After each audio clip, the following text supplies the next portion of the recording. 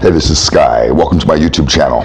Saturday morning, bright and early, daily discipline, mind, body, and soul. This is how we get through. Go check out my website at skysworld.com for life coaching and mentoring. Let's talk about identity. Oh, that's a big one, isn't it? Seems to be torture for people. We have riots in the street over identity. We have identity politics. Race, sexuality, gender.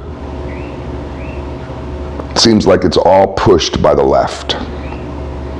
We don't see conservatives crumbling,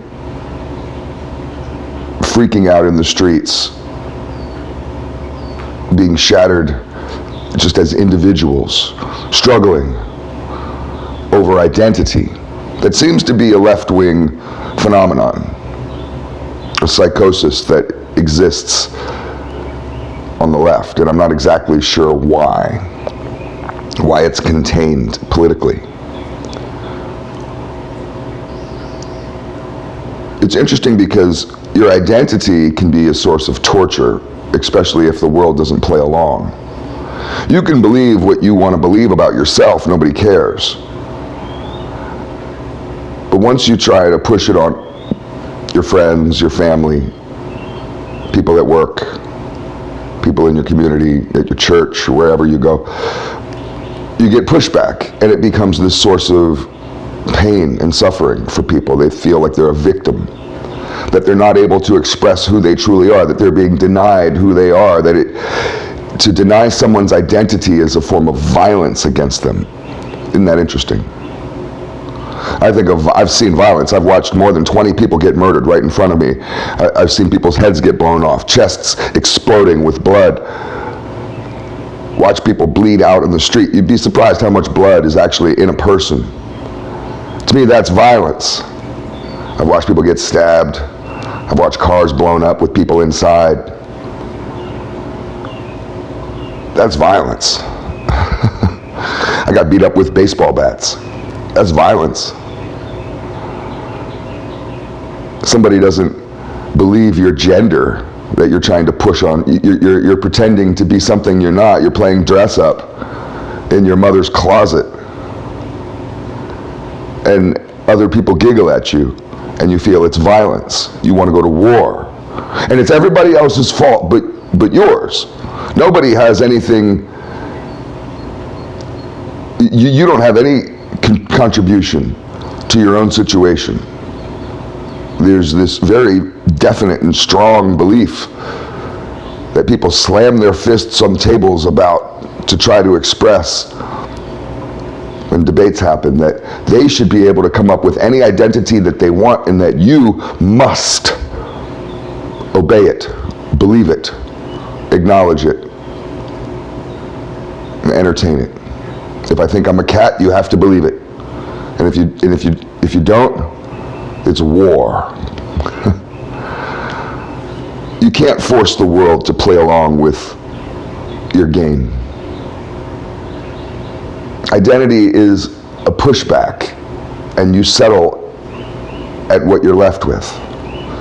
You can present yourself to the world in a certain way. I'm this, I'm that, I'm the other thing, I'm all these things combined. This is what I think I am. This is my interpretation of myself. This is who I want to be. This is who I've always wanted to be. This is who I feel like inside.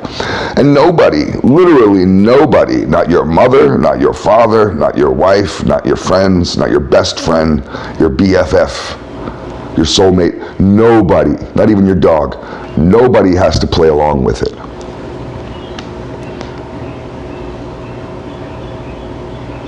Honestly, your identity doesn't really matter. I don't know why people feel like it's important to push their identity on other people. If you had self-confidence, if you were confident in self, a master of self, you wouldn't care what other people think of you, what their judgments are of you, what their assessment is of you, what they think that your reputation is, or what you're about, or who you are. None of that would matter at all. Your identity in that sense wouldn't matter at all. because you know who you are, and all that it matters to you is who you are in your mind, and nobody, literally nobody, not even God, nobody else matters. But a lot of people, they're tortured because they feel like their identity matters so much. It's all they have. All they have is their identity. All they have is this persona that they've created. Who are you? And you start telling the world who you are.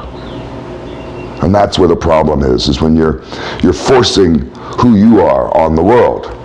It's a pushback. It's a give and take. The world pushes back on who you think you are, and sometimes you have to go back to the drawing board. You have to go and rethink things, refigure things, and then represent yourself and say, well, how about this version of me?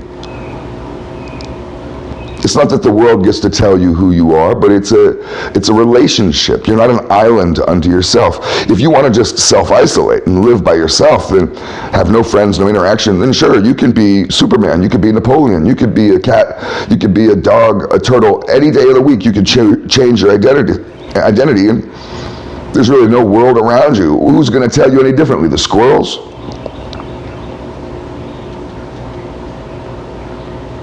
Honestly, your identity doesn't matter. Nobody cares about your stupid identity.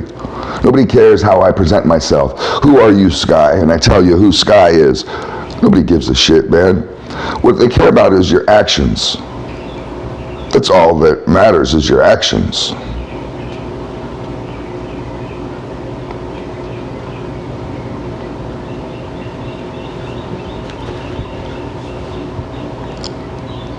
I don't know who allowed these children to play this game. Maybe it was all these weak helicopter parents, this weak generation of fathers who somehow were afraid to push back on their kids, somehow afraid to spank their kids, afraid to put their idiot kids in place, to bring them back down to earth, reel them in. You're so focused on your kids' happiness, as if happiness is even a thing. Go find happiness at Walmart for me. How much does it cost? What's the product number? Find it online, send me the link. Happiness doesn't exist. Weaklings, losers, spend their lives looking for happiness, and then they raise weak, loser little children who spend their lives looking for happiness. You're not going to find happiness in your identity. That's a form of torture. Give up your identity. Imagine yourself as a glass of water. Fill up a glass of water. Imagine are you the glass or are you the water? Who knows, right? Well, take that glass of water and submerge that glass of water in a pool. Now you have a glass of water, a full glass of water that you've submerged in a pool. What happens to the water in the cup? The cup's still full of water? Are you the water or are you the cup? Now smash the cup. Are you the water or are you the cup? It's all food for thought.